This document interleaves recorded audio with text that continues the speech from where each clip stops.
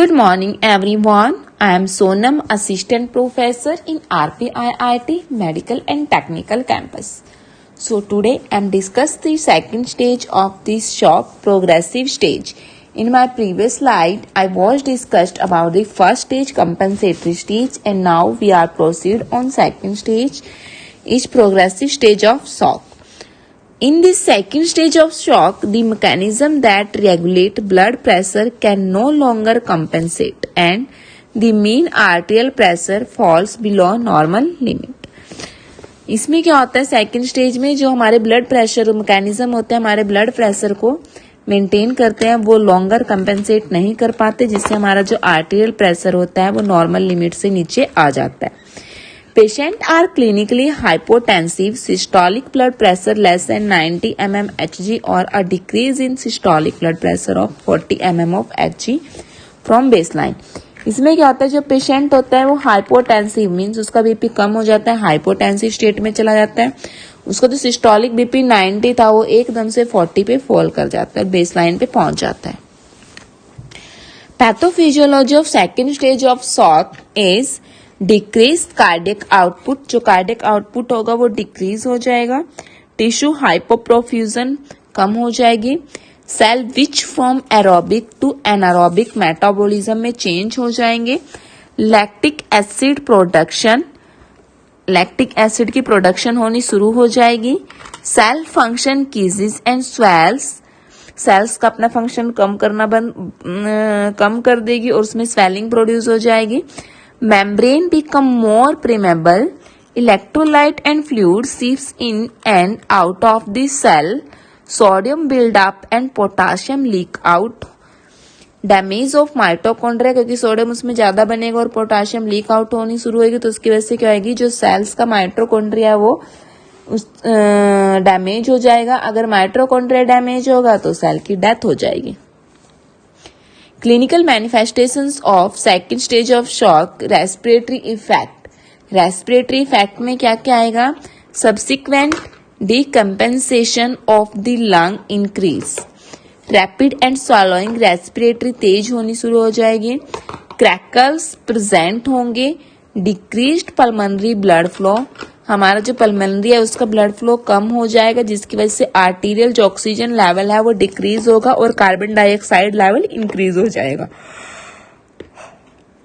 Hypoxaemia and released chemical mediator cause, क्योंकि hypoxia जो हमारा ऑक्सीजन लेवल है वो डिक्रीज हो रहा है, जिसकी वजह से क्या होगा, केमिकल्स रिलीज होने शुरू हो जाएंगे, जिसकी वजह से क्या होगा, इन्फ्लामेटरी रिस्पॉन्स होना शुरू हो जाएगा और पल्मोनरी वैसोकंस्ट्रिक्शन हो जाएगा.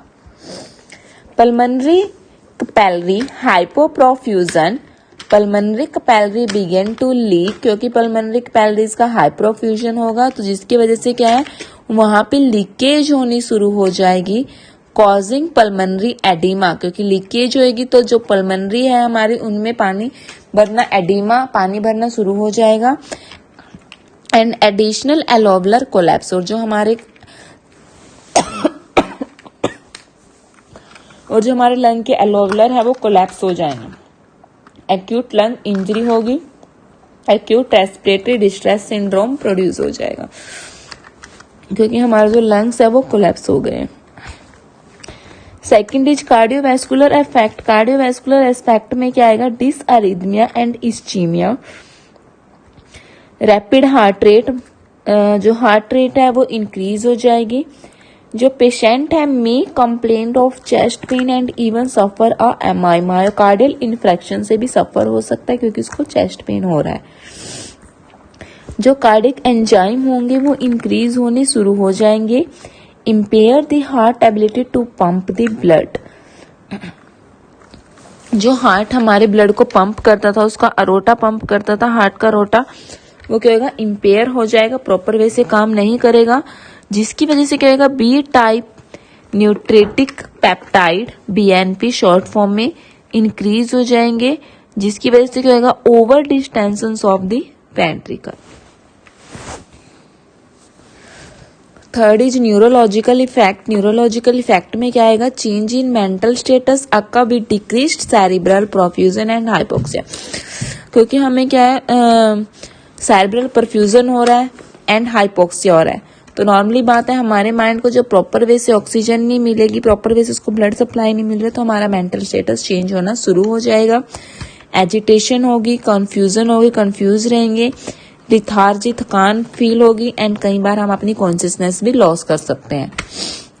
रीनल इफेक्ट में क्या होगा, रीनल फेलियर होगा, जो बर्न बिलिरुबिन लेवल होगा वो इंक्रीज हो जाएगा, जिससे क्रेटिनिन लेवल भी इंक्रीज होगा, फ्लूइड एंड इलेक्ट्रोलाइट शिफ्ट होने शुरू हो जाएंगे, एसिड बेस इम्बैलेंस होगा।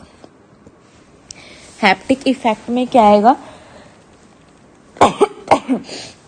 डिक्रीज्ड ब्लड फ्लो, जो हमारा ब्लड फ्लो होगा वो डिक्रीज होना शुरू हो जाएगा, लीवर को प्रॉपर वे से ब्लड नहीं मिलेगा, जिसकी वजह से क्या होगा, इम्पेयरमेंट होगी किसमें, फैगोसाइटिक एंड मेटाबॉलिक फंक्शन में, एंड ग्लाइकोजेनेसिस एंड ग्लाइकोलाइसिस में इम्पेयरमेंट होगी, जिसकी वजह से क्या होगा, the patient become more susceptible to infection as the liver fail to filter the blood.